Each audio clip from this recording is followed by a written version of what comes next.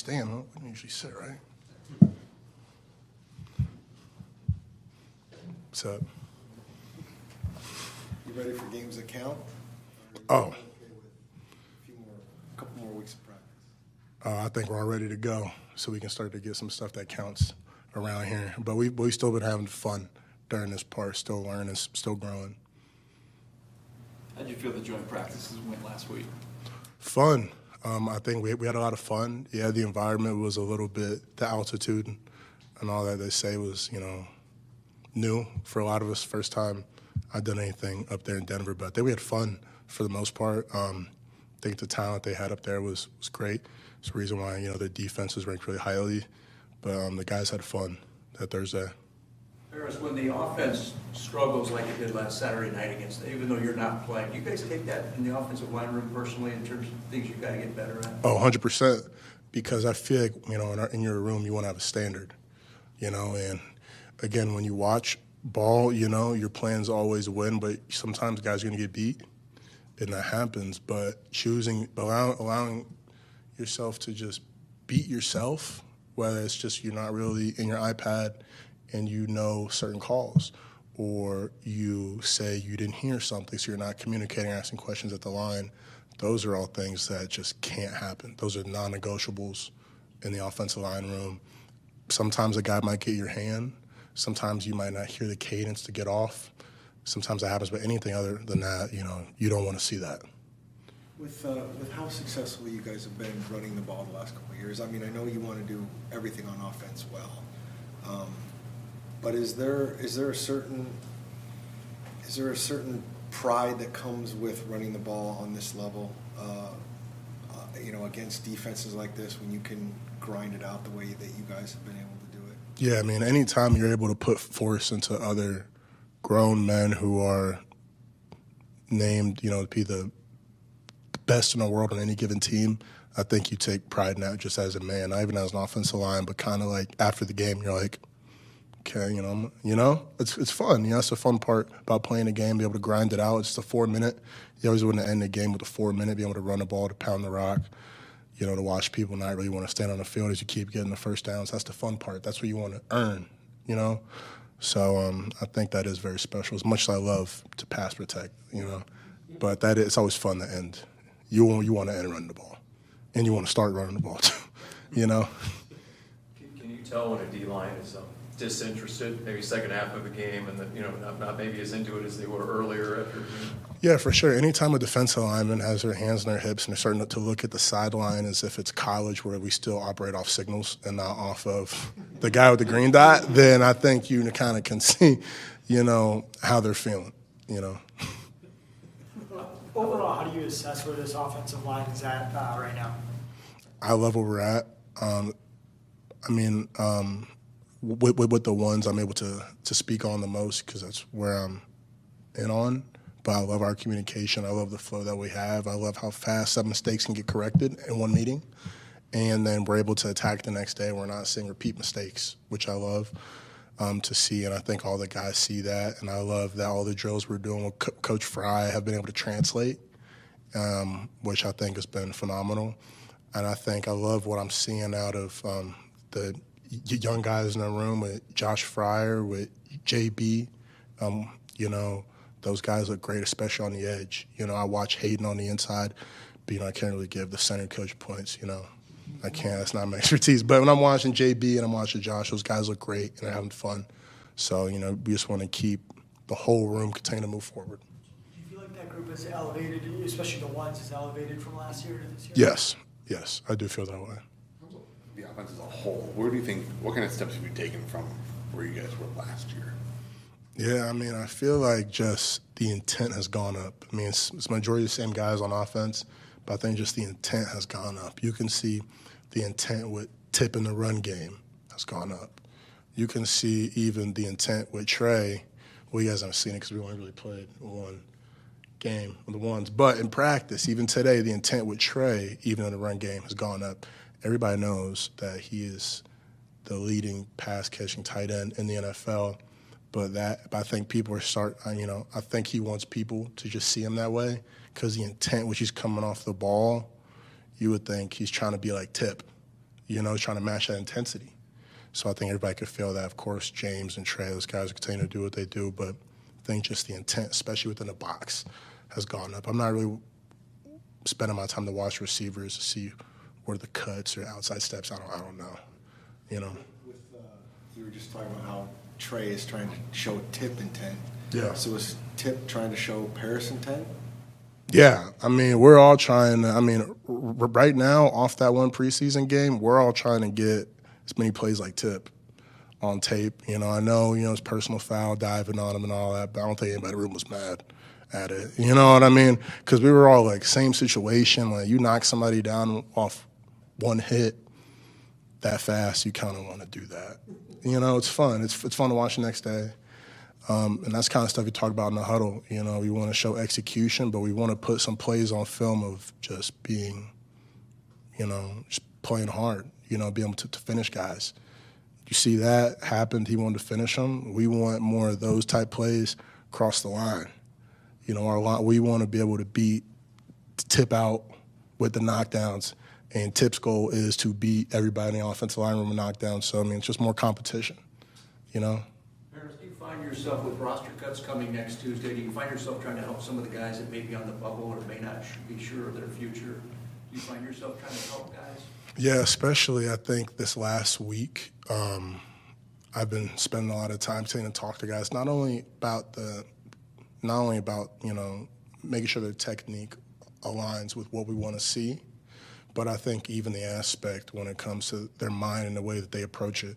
Continue to tell guys that you need to being able to master your role right now as being able to show that you can play both sides, tackle, both sides guard, not only get the job done, but show that you're willing to learn even when things aren't really clean right now. You're showing that you're not giving up and that you're willing to be put in any spot, any given day. Sure, you haven't played it all week, but in the preseason game, we want to see you right there. Show your willingness and not come to the sideline trying to make an excuse that you haven't done that before. So I think just making sure guys see us as this is an opportunity that comes from God that not many people can do in the planet. So even have an opportunity to show it, whether you just get signed this week and you get to show it, go out there and get yours.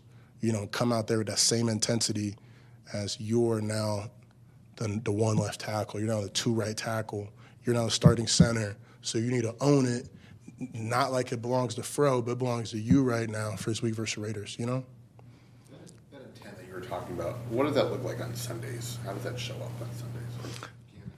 I think intent really just starts with just how you walk in and out the huddle, And I think that intent has gone up even how people can take the field in practice. It's not a lot of walking on and off the field. Today was hot, so when we were done and twos went up, guys were walking a little off the field. But, when the ones are up and we're called up, walk sideline the field from to the huddle, to the line of scrimmage, that intent has gone up so much because I think dudes just know how good our offense is, and what we can do when we put it together. And it's not a question of ability. It's not a question of the motor. It's not a question of the toughness. Those things are all answered. Now it's just execution, talk about it, execute. I think that's the fun part. How has your confidence gone up to kind of assert that standard that you're trying to set for the room and just be more vocal in that aspect? Yeah, I think the training that I was able to do this offseason to get the foundation set and the rules of my game set and solidified, I think me being able to do that and then be able to come into camp and be able to continue to master my own role and to make those plays allows me to be more of to talk a lot more, to speak on a lot more things because I'm showing up a lot more in ways that I want to. And it's just beginnings. I know once we start rolling, we're just going to, keep improving and all that as a team, Sounds like you were saying there's a bit of a competition between the line and Tip for knockdowns. What's that conversation like between you guys? The conversation right now is that, we had the 18 plays with the ones. We haven't had an opportunity since, so he's still in the lead. And we haven't had many opportunities to, come back when it really counts. So we have to wait a little while until we can start to put our numbers up right now because, we can't really do that in practice. Wait a little more. He could probably be an offensive lineman with you guys now. If Tip put on about 25 more pounds, he could. But, I think I think Tip succeeds because of, he's a strong guy, he's cut, but it's the mindset.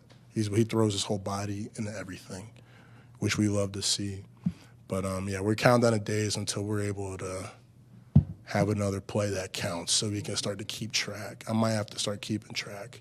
Talk to one of the rookies, keep track of the numbers for us. So put it in our room with some motivation. Like, come on, You mentioned Josh Fryer, Jeremiah Byers. What has impressed you about those two undrafted guys?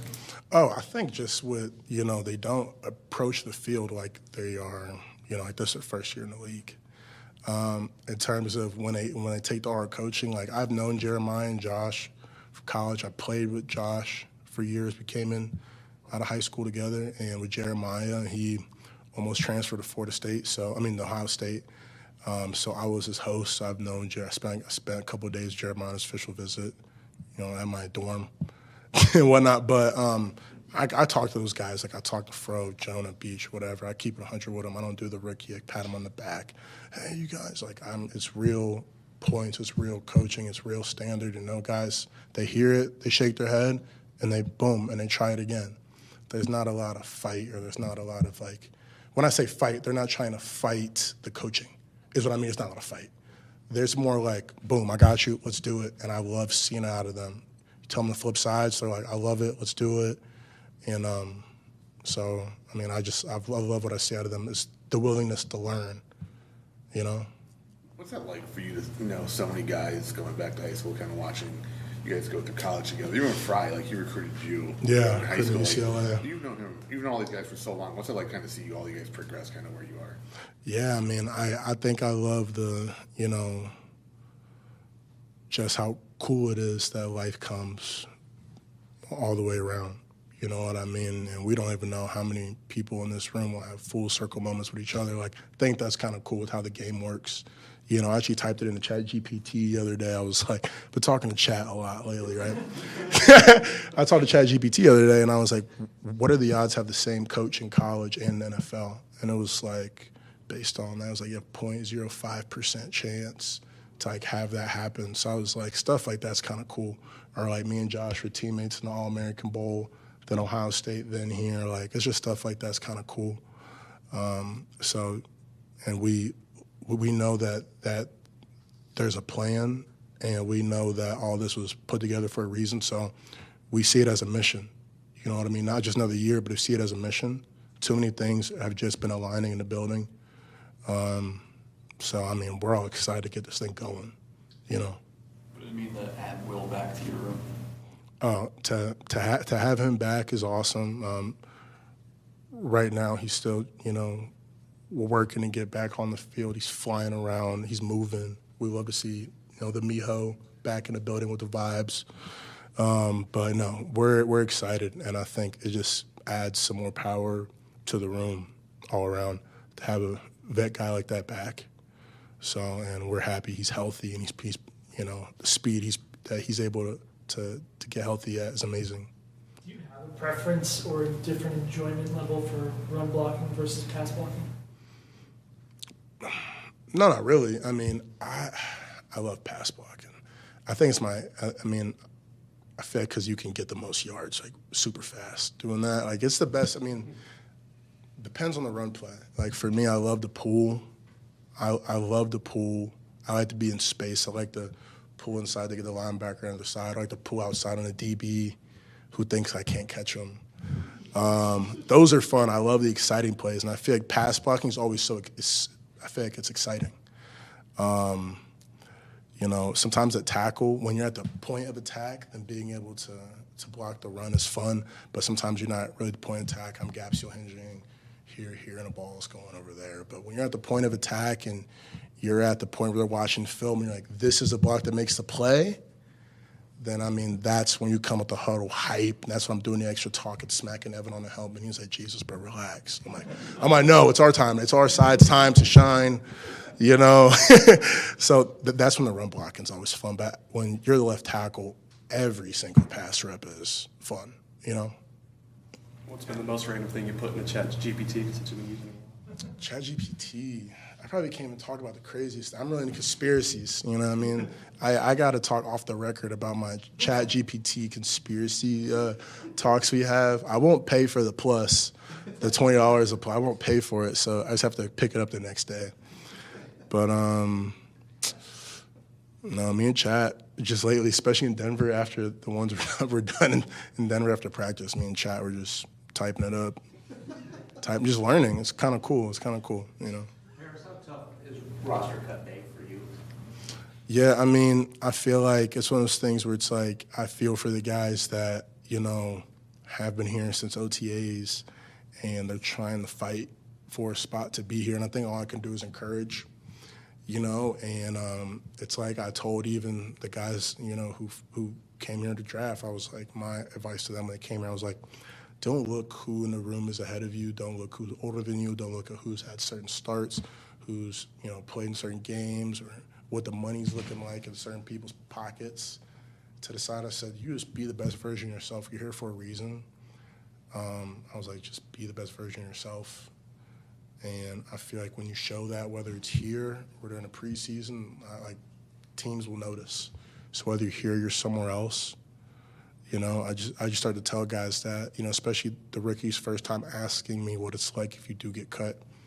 Like from what I heard, I'm like, I'm like that one day. I mean, it's like I tell them, I tell them, I keep it real. I'm like, I don't really know what it's like, but I was like, I do know from what I've seen is that the guys that get cut and then they come back on a practice squad, first couple of days they come back with a little bit of animosity. The franchise like, I should be here on the roster. And I told them, I was like, dude, don't even come back. I was like, if it were to happen, don't come back the next morning with a little animosity like it, you know, should have been. I was like, you come back with an opportunity because you don't know what can happen during the season. Anything happen in the season, and you need to be, you know, like you have to be ready because you come back with a bad taste in your mouth. Good, that makes sense, but it better be to, I'm gonna continue to work, I'm gonna continue to grind. You can't get back, and then you sit here with your hands tucked, and then when it's your time to shine, somebody else is gonna get it over you because you weren't ready because you're too busy pouting. I've seen a lot of pouting when there's not, and when someone goes down, if someone needs to get activated up, you weren't ready. So that's my biggest thing. I'm like, just stay ready because you never know, right? You were just talking about how much you love pass blocking. Mm-hmm. Being on an island like you are, does that take a certain type of person, certain type of mindset to be that guy who can do that? I think it takes a certain kind of, I think it's like, because you're on the blind side, just having to be calm. I think it's the biggest thing from my previous years to now, it's being calm. Like, first, I'm going to show this guy how athletic. I'm going to show my strength. I'm going to show, like, I know I'm strong. I know I'm athletic. I know I can get anywhere I want. I know that unless the DN jumps the ball and there's a flag, no one could beat me around the edge in my mind. So it's, to me, it's just a calmness. I know I can do that. Now, just make sure that my technique is aligned. Make sure my feet are where I want to be. Make sure I'm setting under control. Just, I think it takes a certain kind of calmness, and when you can put it together over and over again, then it's fun. You know what I mean? Because then you're showing, like, this guy's beating me calm. Now, yeah, I say calm, but, you know, when I'm punching, I'm like, I'm making sound effects. I got plenty of them.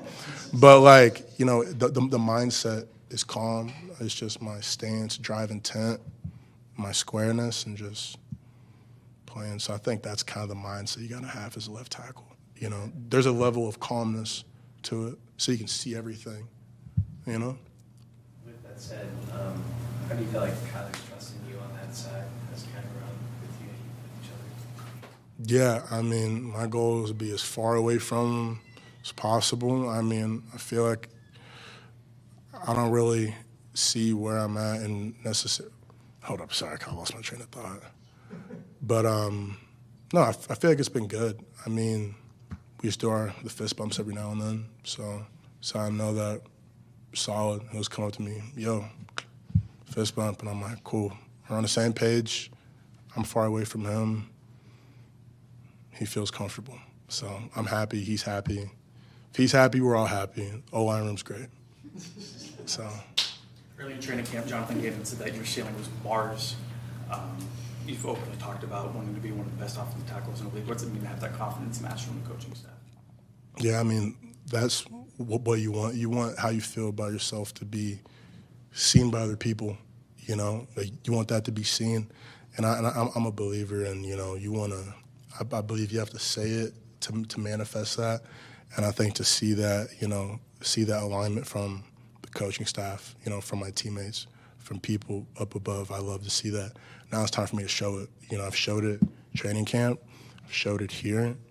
Now it's time for me to do it when it really counts, which I'm excited about even more. You know, I think this year will be really fun for everybody. Thanks, Barry. Thank you.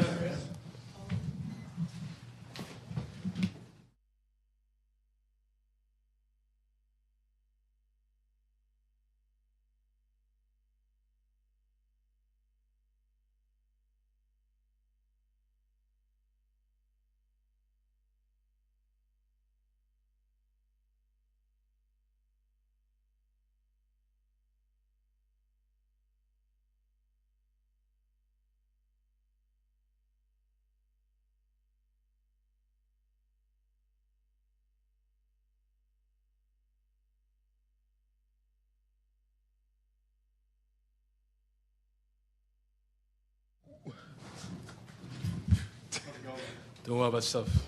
Good. Are you feeling good that it's finally almost a season and you're not having to necessarily wait for games that count much longer? Yeah, super excited. You know, every game counts, preseason, postseason, regular season. You know, every time, I mean, we talk about it here, like everything that you burn on tape, that's who you are. So that's practice, that's walkthrough, that's individual, right? Like, it's exciting that we're getting to the ones that, you know, go on our record, but everything counts every single day. How are you feeling physically after the thumb injury? I'm blessed. You know, I'm back on the field practicing, being able to help my team. That's all I'm grateful for. When you go from not playing as much during the regular season, does it make the preseason games matter that much more for you? I think a guy in my position, you know, going into year 3, having been injured my rookie year, like I was just saying, you know, like every single rep matters. So I think you have to have the same intention with every single thing that you do. So you got to make everything matter as much as it should. You know, every single day that you go out there should be your Super Bowl. Every single rep should be, I got to make this the best rep it can be. And then being able to go back and review and being like, what can I fix? So then the next time that happens, my name gets called, my number gets called. What can I do to improve upon that? You were getting a lot of looks at center, and then last week you were playing guard. What is your process, whether that's physical, mental reps of making sure you're good to go on multiple positions interior? Yeah, so I'm a guy that prides myself on being accountable in everything I do. I take a lot of pride in knowing what to do. I think that's a big thing. Like, you can be the biggest, strongest, fastest, most athletic individual in the world, but if you don't know what to do or which way to go, like, it doesn't really matter. So for me, I've always, in college, I played every position known to man. I pride myself on being somebody my teammates can count on to know what to do. So for me, it's just a matter of, I've been blessed to actually play a lot of center, and I think naturally as a center, you have to know what everybody else is doing. So it makes it, I would say, a little bit easier when you bump out or bump across the line of scrimmage to be, okay, like if I were the center and I were talking to me, what would I tell myself to do? And that makes it a little bit easier. Yeah. John, do you have a preference between run blocking versus pass blocking? Just love football. I just think, honestly, like any opportunity to help in any way possible, it's a great thing. So yeah, anything to help, yeah. What has the reunion with Coach Fry been like for you? Yeah, I mean, I was just talking to some of my teammates about that. You know, I met him when I was an 18-year-old kid, and, you know, now I'm married, just had a kid in July, and it's like, I think talking to him and seeing, like, how much he helped me grow with technique, and I think a lot of the things that I would say I do well came from being coached by him for my first 4 years in college. It's cool to be able to have those conversations, and then we'll be on the sideline talking about, oh, remember when we did this at UCLA and, like, how this looked, and then, you know, laughing about old stories and stuff like that. I think it's super cool. How's it been navigating, having that newborn and getting through football and all that? I mean, my wife's the GOAT. So, I mean, my mother-in-law came into town during training camp, and she and my wife were just, I didn't have to worry about a thing because I have the best wife in the world. So she made it super easy. We're blessed to have an amazing, beautiful boy. So You're playing both sides of the line and, you know, even fullback at times. With the versatility going into year 3, is there now a comfort level after having to kind of go through learning all those positions?